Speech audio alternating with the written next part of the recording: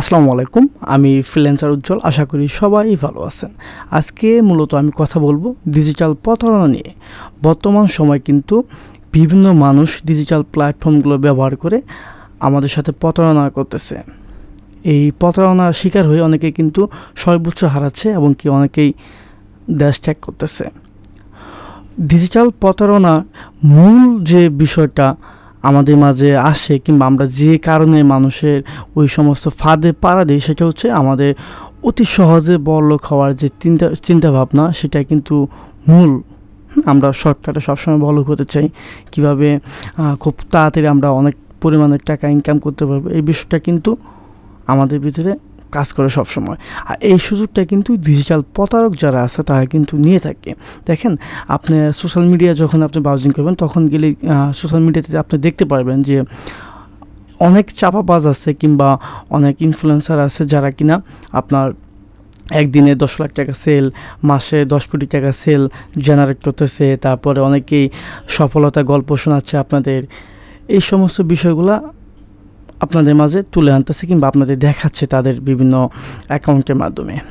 আর কিছু মানুষ দেখবেন যে আপনাকে 3 মাসের মধ্যে ফ্রিল্যান্সিং কোর্স করিয়ে দিবে, 3 মাস পরে আপনাকে কাজ ধরিয়ে দিবে, আপনার খুব তাড়াতাড়ি সফল হয়ে যাবেন, 3 মাস পর থেকে ইনকাম করতে পারবেন কিংবা 1 মাস পর থেকে ইনকাম করতে পারবেন। এই বিষয়গুলো কিন্তু এখন সোশ্যাল মিডিয়াতে অ্যাভেলেবল। একটা কথা আমি আপনাদের বলে রাখি, দেখেন, সফলতা কিন্তু আপনি আসবে না, কিংবা যদি এত সহজেই সব কিছু ইনকাম করা যেত কিংবা টাকা ইনকাম করা যেত, তাহলে কিন্তু আমি আগেও বলেছি এখনও বলি যে তাহলে কিন্তু বাংলাদেশে এত অফিস আদালত কিংবা বিশ্বে এত অফিস আদালত কিংবা এত কলকারখানা থাকতো না। সবাই কিন্তু এই সমস্ত কাজ করে কিন্তু বড়লোক হয়ে যেত। সো অনলাইন থেকে ইনকাম করা কিন্তু এত সহজ না। এটা অনেক পরিমাণে অধ্যবসায় লাগিয়ে, অনেক পরিমাণে ধৈর্য নিয়ে এখানে আসতে হয়, অনেক দিন পর্যন্ত কাজ করতে হয়। তারপরে আপনি বলতে পারবেন যে না, এখান থেকে আপনার ডাল ভাত খাওয়ার মতো একটা ব্যবস্থা হয়েছে। সো যারা আপনাকে বলতেছে একদিনে 10 লাখ টাকা সেল জেনারেট করতেছে, তারপরে 1 মাসে 5 লাখ 6 লাখ টাকা বিভিন্ন সোশ্যাল মিডিয়া থেকে ইনকাম করতেছে, তারা কিন্তু অবশ্যই আজ না হোক কাল আপনার সাথে প্রতারণা করবে।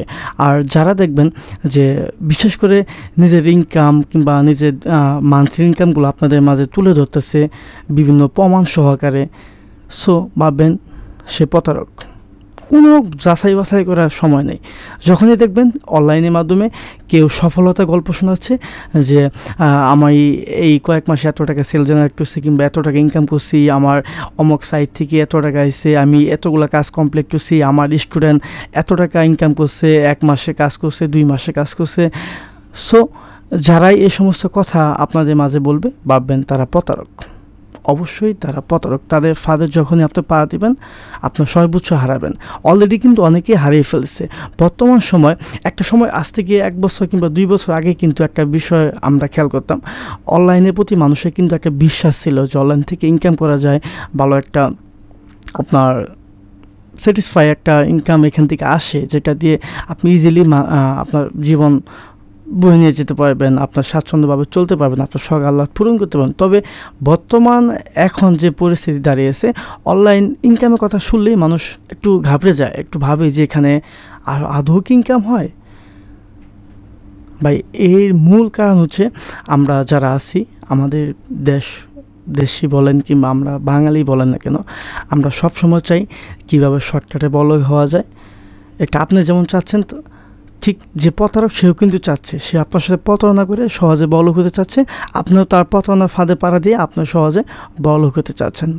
আমি সবশেষে একটা কথাই বলবো আপনাদের, যে যারা আপনার ফ্রিল্যান্সিং করতে চাচ্ছেন কিংবা বিভিন্ন ভিডিও এডিটিং কিংবা ভিডিও তৈরি করে সোশ্যাল মিডিয়া থেকে ইনকাম করতে চাচ্ছেন, ভাই আপনার মতো করে আপনি কাজ করে যান। কে কী করলো ওদিকে তাকায়েন না। কে মাসে 20 লাখ টাকা, কে মাসে 35 লাখ টাকা ইনকাম করলো, ওই দিকে তাকায়েন না। সো আপনার মতো আপনার কাজ করে যান। বিশেষ করে আপনারা যারা সোশ্যাল মিডিয়াতে বিভিন্ন ভিডিও নিয়ে কাজ করতেছেন কিংবা নিজের একটা ফেসবুক পেজ বলেন, ইউটিউব চ্যানেল দাঁড় করাতে চাচ্ছেন, তারা শুধু কোনো দিকে না তাকিয়ে নিজের মতো নিজে কাজ করে যান। কে কয় টাকা ইনকাম করলো, কে একদিনে 10 লাখ টাকা সেল করলো, ওই দিকে তাকায়েন না। এরা কিন্তু প্রতারক। আমি নিঃসন্দেহে বলতে পারি এরা প্রতারক, এদের ফাঁদে কিন্তু পা দিয়ে অনেকেই সর্বোচ্চ হারিয়েছে। সো সবাই ভালো থাকবেন, আল্লাহ হাফেজ।